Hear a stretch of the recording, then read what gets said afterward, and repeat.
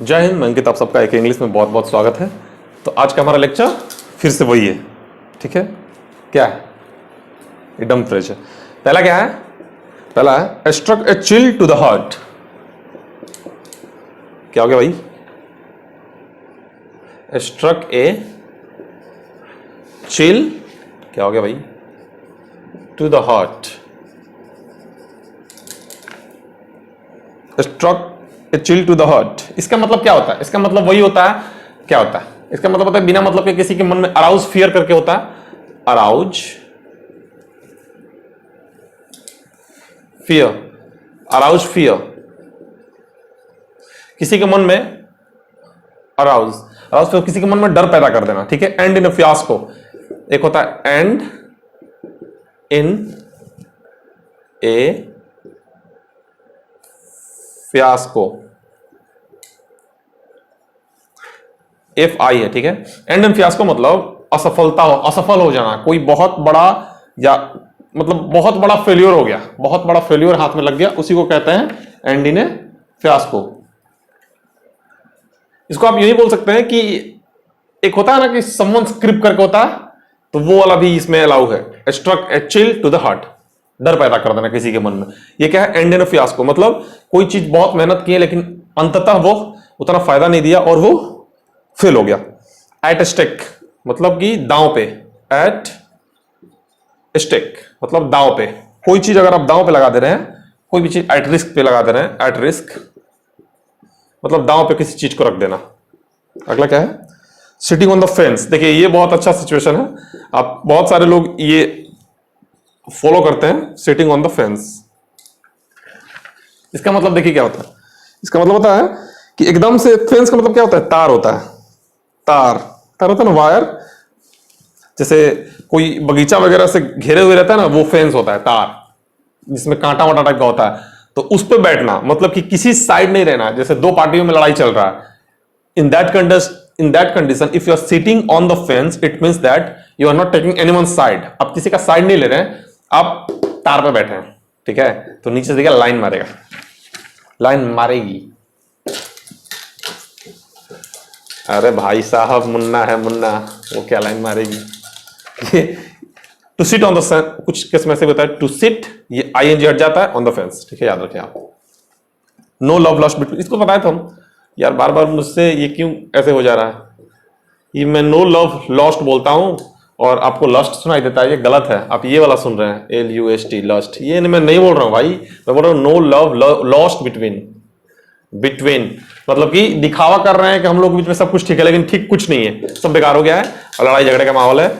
हाँ, फोटो खिंचवाने की बारी आएगी तो वो लोग सामने आ जाएंगे कि हाँ सामने फोटो खिंचवाएंगे, साथ में फोटो खिंचवाएंगे, लेकिन अंदर सब खराब है, कुछ अच्छा नहीं है। Went to the winds, went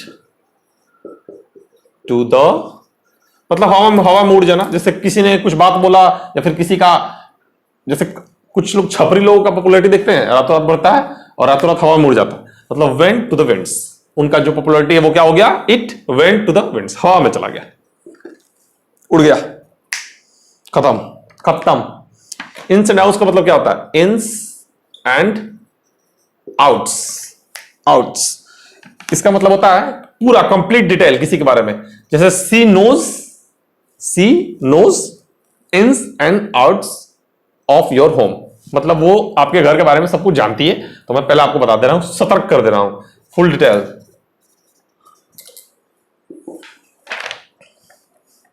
a white elephant, ये मैंने एक रील देख लिया, उसमें एक बोल रहा है मुन्ना है मुन्ना, अब मैंने रट लगा रखा है, मैंने लग गया है बार बार, मुन्ना है मुन्ना, ऑटोमेटिक मुंह से आ जा रहा है। A white elephant, a white elephant, white elephant का मतलब बताइए क्या होगा?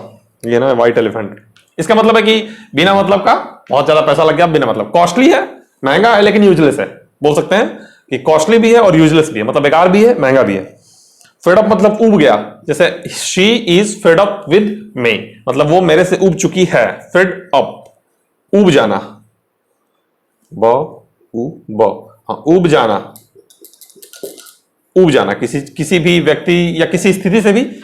I am fed up of this situation, या फिर I am fed up of this lifestyle, I am fed up of this lifestyle, मैं इस लाइफस्टाइल से उब चुका हूं।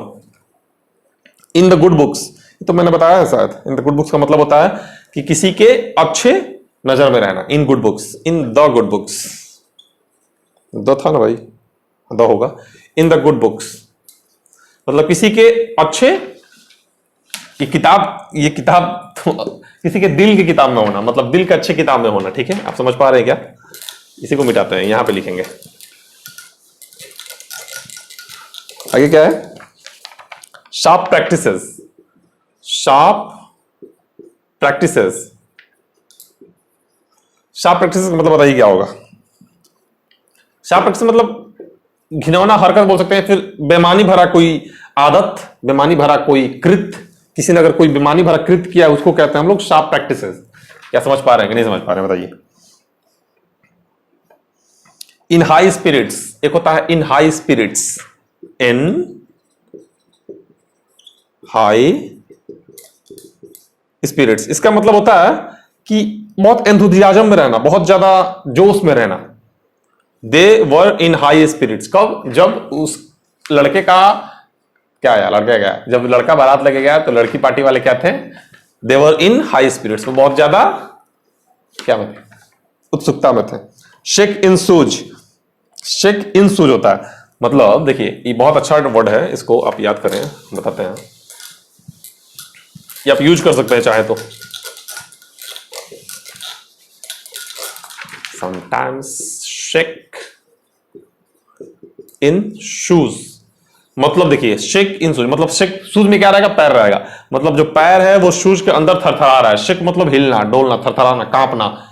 इसका मतलब क्या अर्थ आ रहा है? डरना, किसी माहौल में किसी डर से गुजरना, भय में रहना किसी सिचुएशन में। जैसे I was shaking in my shoes that day, उस दिन मैं I was shaking in my shoes मतलब मैं अपने जूते के अंदर मैं कांप रहा था, मतलब मैं नर्वस था। I was trembling with fear. Close shave का मतलब होता है कि बहुत, इसका देखिए नैरो शेव बोलते हैं इसको, कोई बहुत, क्या होता है इसका मतलब? क्लोज शेव का मतलब क्या होता है? क्या होता है? नैरो शेव मतलब हिंदी याद नहीं आता है, एकदम नुकीला पॉइंट, जैसे बहुत थोड़ा सा के लिए कोई बचा होना, अगर जैसे गाड़ी एक्सीडेंट हुआ और थोड़ा सा के लिए बच गया तो बोलते हैं close shave, that was close shave, narrow shave. Narrow shave भी बोलते हैं इसको, नैरो शेव। ठीक है, लास्ट है फॉल बैक। लास्ट क्या है? Fall back. आ जाएगा यहां पे, आ जाएगा फॉल बैक मतलब, फॉल बैक का मतलब बताइए? खत्म हो गया लास्ट। फॉल मतलब वापस हट जाना, रिट्रीट कर जाना अपने दिए वादे से या फिर कोई बात से। ये दिख रहा है ना, फ्रेम में आ रहा है ना, क्योंकि मुझे नहीं दिख रहा। फॉल बैक मतलब अपने दिए वादों से या किसी भी चीज से मुकर जाना, रिट्रीट, भाग जाना। मूव बैक बोलते हैं इसको। इसको क्या बोलते हैं? Move back. ठीक है, एक बात हम कहना चाहते थे, आप अपडेट कर लें। मैंने वैसे भी बोल रखा है कि हमेशा मैं बोलता हूं कि अब हमारे नेशनल क्रश अपडेट हो चुके हैं, और हमारे नेशनल क्रश कौन है? प्रभु श्री राम जी हैं। ठीक है, हमारे नेशनल क्रश प्रभु श्री राम जी हैं, आप याद रखें।